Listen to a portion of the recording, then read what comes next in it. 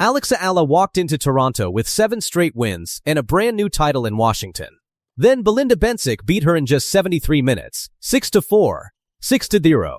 Everyone blamed tired legs. But the real answer is a number almost nobody checked, and it changes how you should watch this whole match.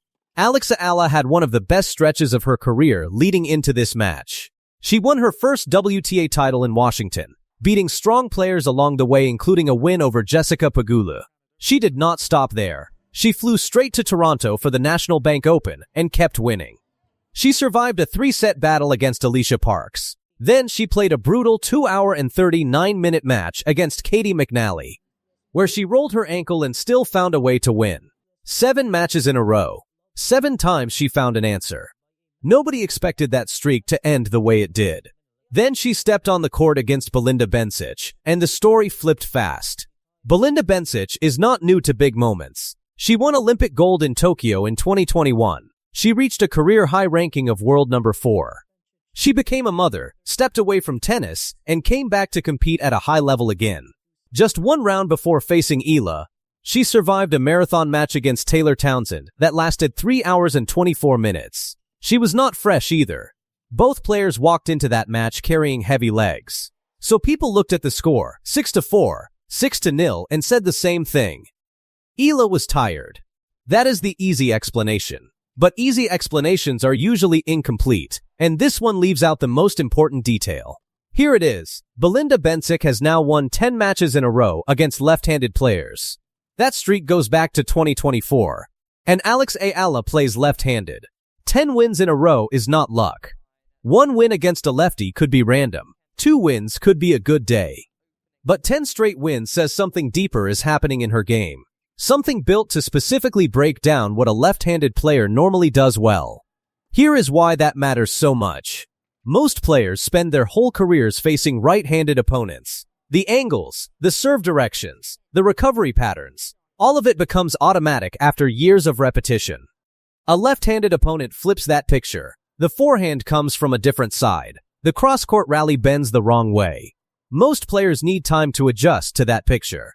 Bencic does not give anyone time. That is her biggest weapon. She stands close to the baseline. She takes the ball early. Her swing is short and compact. She is not trying to overpower anyone. She is trying to speed up the whole point before you can settle into your rhythm. Against a left-handed player like Eala, that skill becomes even more dangerous. Because it takes away the one thing that usually makes a lefty dangerous, which is time and space to open up the court with that unusual cross-court angle. Now look at the score again, but slower this time. The first set was not one-sided from the start. It went to 4-all. Eala was holding serve. She was competing point for point. Then, Bencic broke her, closed the set 6-4, and something changed completely. She won 6 straight games after that. The set went from a real fight to a complete shutout in a short amount of time. That shift is the real story. It was not that Eala suddenly forgot how to play tennis. It is that Bencic figured out the picture in front of her. Every rally in that first set gave her more information. Where does Eala like to recover after her forehand? What happens when the ball comes back early instead of late? Which side does she avoid when she feels rushed? By the end of the first set, Bencic had almost a full set of answers. And once she had those answers, she used them without mercy. This is where fatigue comes back into the picture, but not as the main reason. Fatigue made everything worse once the tactical pressure started building. A fresh body can fight back against a bad pattern. A tired body cannot.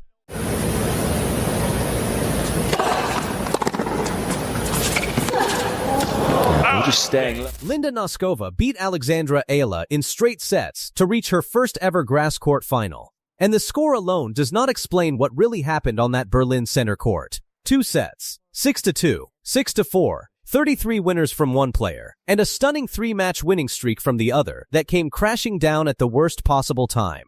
This is the real story behind that Berlin semifinal, and how it set up everything that came right after it. Before this match even started, Alexandra Eala was the player everyone in Berlin was talking about. She had walked into the Utah 500 event without a big seeding, and nobody expected much from her on grass, a surface she had barely played a full season on. Her first win came against Donna Vekic, the reigning Queen's Club champion, by a score of 7-5, 6-4. Then she beat the world's number 2 ranked player, Elena Rybakina, by that exact same scoreline.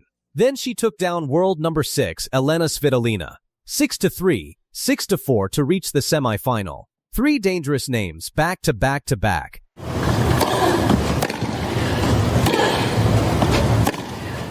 And she had not dropped a single set doing it. That is the player Linda Noskova had to face next, and it is exactly why this match mattered so much more than a normal semi-final. Linda Noskova had her own story going into this one.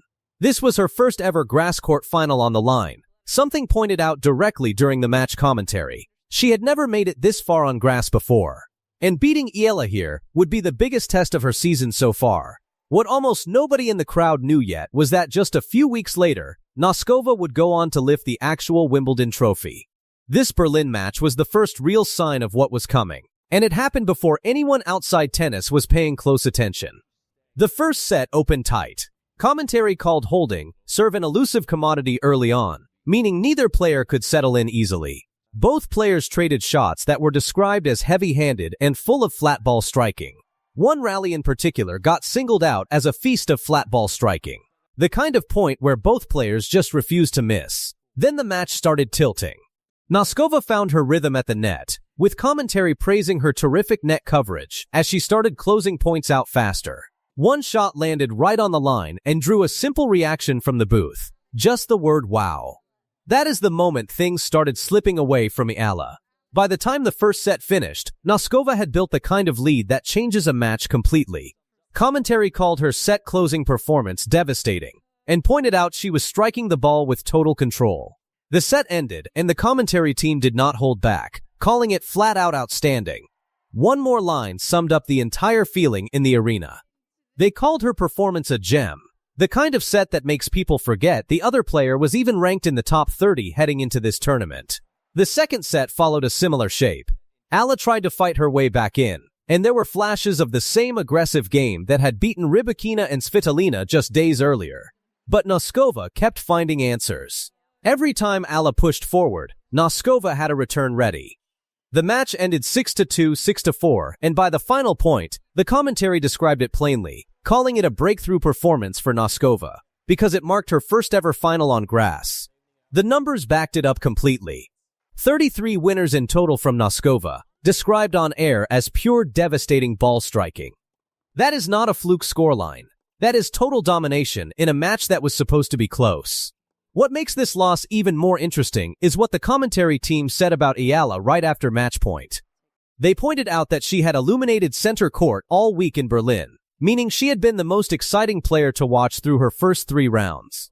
Then they added the part that stings the most for any player. She was not allowed to do that again in this match. Noskova simply did not let her get going. That single line explains the entire result better than any stat could. Here is where the story gets bigger than just one match. This Berlin loss did not slow Eala down at all. It happened right before her name became known across an entire country. Weeks later, she walked into Wimbledon and beat the defending champion, Iga Swiatek, in the 3rd round, winning a first-set tiebreak 7-6 before closing out the match 6-2. That win made her the first Filipino player in history, man or woman, to reach the 2nd week of a Grand Slam in the Open era. Her run at Wimbledon ended in the 4th round against Jasmine Paolini, a tight 3-set loss, 4-6, 6-4, 3-6. But that loss still pushed her ranking to a career high of world number 28.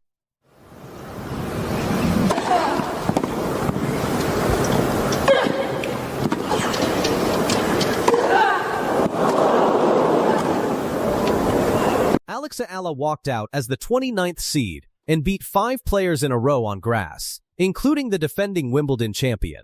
No Filipino man or woman had ever reached the 2nd week of a Grand Slam before her.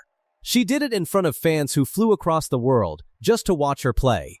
This is how Eala made history at Wimbledon 2026.